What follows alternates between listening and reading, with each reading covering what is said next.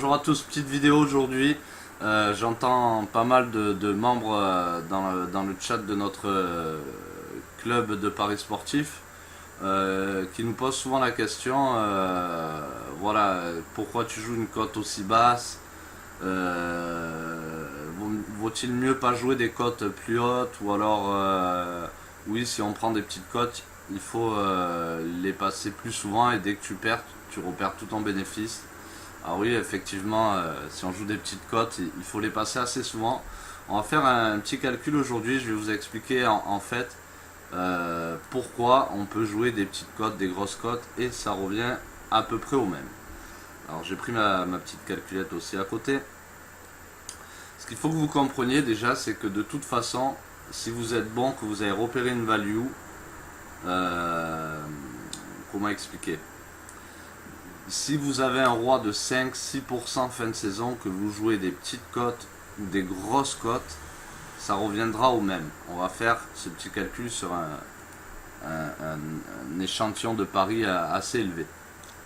Donc on va dire qu'on fait 1000 paris dans l'année, ou sur 2 ans par exemple, 1000 paris sur 2 ans, 500 paris par an.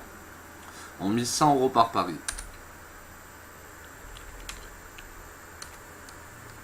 1000 paris à 100 euros. Voilà. Donc c'est simple, le résultat, 1000 paris à 100 euros, ça fait 100 000 euros d'investi. C'est là qu'il faut comprendre, c'est que ce n'est pas les cotes qui vont faire que vous allez gagner de l'argent ou pas fin d'année. C'est surtout ce que vous investissez. Le ROI pourcentage, c'est retour sur investissement. Si vous n'investissez rien, vous aurez beau avoir un retour sur pourcentage de 25%, ça ne sert strictement à rien. Il faut investir de l'argent, faire du turnover, brasser son argent, ne pas le laisser dormir. Donc cela fait 100 000 euros d'investi. Ici, ce sont sur des cotes à 1,20 de moyenne. Donc on va faire un petit calcul. 100 divisé par 1,20, cela fait 83,33%. Donc il faut que vous soyez le win rate plus de 83,3%. Évidemment, alors attendez, je vais vous mettre un petit peu plus grand. Voilà. Évidemment, plus la cote est petite, plus il faut un win rate élevé. Mais ça, vous le savez. Ça veut dire que si vous prenez une cote à 1,20 par exemple, c'est que vous imaginez que le match va passer 9 fois sur 10. Voilà. Maintenant, on va faire le même exemple avec 1000 paris. On va faire 3 exemples. Et je vais vous expliquer après pourquoi c'est encore mieux de jouer les petites cotes si vous vous spécialisez là-dedans. Donc 1000 paris à 100 euros, on aura investi 100 000.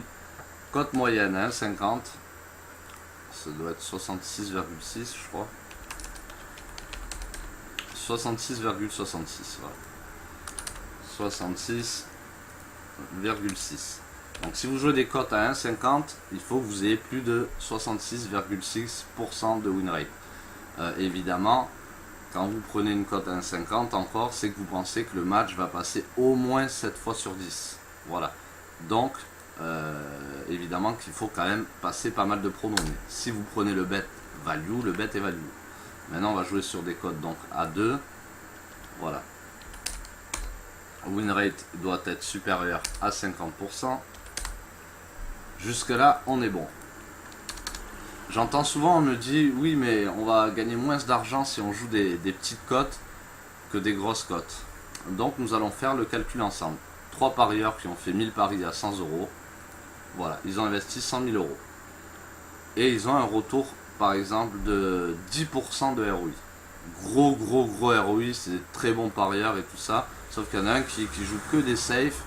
L'autre, que des safes, que des petites cotes, l'autre des cotes à 1,50, l'autre des cotes à 2. Je vous ai expliqué pourquoi c'est plus intelligent des fois de pouvoir être spécialiste dans les petites cotes. Donc ici on investit 100 000 euros et nous avons 10% de ROI. Donc 100 000 divisé par 10, voilà, c'est facile, est égal 10 000 euros. Voilà. Pour les 3 parieurs. Donc on voit ici que peu importe que vous jouez des cotes que à 1,20, que à 1,50, que à 2, on voit que les 3 parieurs ont investi 100 000 euros avec 10% de ROI. Ils ont un retour de 10 000 euros. Voilà. Donc on peut pas faire plus simple. Évidemment on va me dire ouais mais sur les cotes à 2 tu dois les passer que un peu plus d'une fois sur 2. Certes. Mais s'il y a une value, il y a une value. Si tu penses que 55-60% du temps ça passe, c'est ok. Maintenant quand vous jouez des cotes à 1,20, évidemment, vous n'avez pas joué une cote à 1,20 en vous disant non ça va passer 80% du temps. Non, vous jouez que des cotes à 1,20, vous pensez que ça va passer très très souvent. Et je vais vous donner ma dernière astuce ensuite de ça, maintenant qu'on a vu que peu importe les cotes qu'on joue, on gagne quand même finalement la même chose. Si on a 10% droit, si on a donc détecté des values à hauteur de 5 à 10% droit, on va gagner la même chose. Une personne qui m'avait formé à mes débuts, Benoît 30 ans, vous connaissez beaucoup, j'avais souvent parlé avec lui des petites cotes, et j'avais ce même préjugé que vous, et je me disais oui, si les books mettre des cotes à 2, c'est genre 1,90, 1,90, c'est qu'ils ne savent pas vraiment qui est le favori. Donc si moi j'ai des infos, ça sera bien value pour moi. Il m'a expliqué en fait que sur les grosses cotes, si vous voulez, ceux qui cotent les grosses cotes, c'est très facile pour eux de coter quand le niveau des deux équipes sont assez équilibrés et ressemblants. C'est très facile pour les books. Par contre, dès qu'il y a un écart de niveau avec les équipes, c'est difficile pour eux de juger ou de jauger le réel écart de niveau qu'il y a. Ils vont peut-être penser ça alors que c'est ça, ou penser ça alors que c'est ça vraiment. Donc sur des petites cotes, des fois ils vont faire des grosses erreurs par rapport à l'écart de niveau qu'ils pensent des deux équipes. Et là, c'est vous que vous intervenez, c'est quand vous avez des infos, vous vous dites c'est incroyable, cette équipe a, en plus l'autre il est blessé dans l'autre équipe, c'est le meilleur joueur, là c'est l'équipe type, je veux dire l'écart de niveau il est tellement grand qu'ils vont leur mettre 3-4-0 tout le temps, ou 1-0, ou un NBA ils vont les défoncer. Donc voilà, rappelez-vous de ça, plus les cotes sont rapprochées, par exemple 1,90 2 ou 1,95 2,01, c'est très facile pour les books, parce qu'ils arrivent, ils savent à peu près l'écart de niveau qu'il y a entre les deux équipes. Ils ne feront pas de réelles grosses erreurs. Ils en feront parce que vous aurez des infos qu'ils n'auront pas à un moment et tout ça. Mais sur les toutes petites cotes, des fois ils jugent très mal. C'est très compliqué pour eux de juger vraiment l'écart de niveau qu'il y a. Et c'est là que vous devez en profiter. Et il y a pas mal de gens qui servent de ces petites cotes pour faire de l'argent. Donc maintenant que j'ai fait cette vidéo, j'espère que je ne vous entendrai plus dire oui, mais si tu fais des cotes à 1,20, tu vas gagner moins que si tu fais des cotes à 2. Vous avez le tableau, c'est exactement pareil. Du moment que vous avez un value bet, et que vous avez 10% de roi ou 5, peu importe les cotes jouées, vous allez gagner la même chose. Et en plus de ça, il est plus facile de parier sur les petites cotes, tellement les books galèrent à gérer cet écart de niveau quand l'écart est trop grand entre deux équipes. Donc voilà. J'espère que cette vidéo vous a plu. Ça faisait un petit moment que je devais la faire parce qu'on pose tout le temps cette question. Donc la voilà qui est faite. Gagne-t-on plus avec des grosses cotes? Non. Est-ce que c'est bien de jouer des petites cotes? Oui. N'hésitez pas à mettre un petit pouce bleu, cliquez sur le bouton s'abonner avec la petite cloche si vous voulez des notifications à chaque nouvelle vidéo.